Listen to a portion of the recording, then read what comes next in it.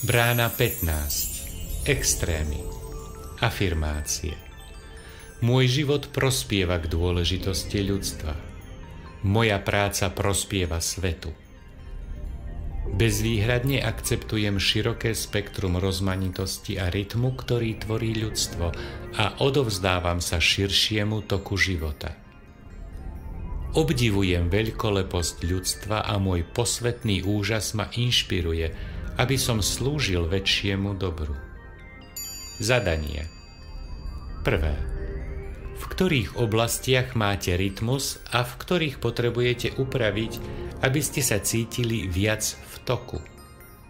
2. O čo sa chce s vami podeliť príroda?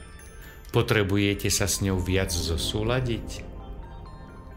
3. Čím prispievate ľudstvu? Oceňujete svoju službu? Potrebujete alebo chcete prehlbiť svoj záväzok?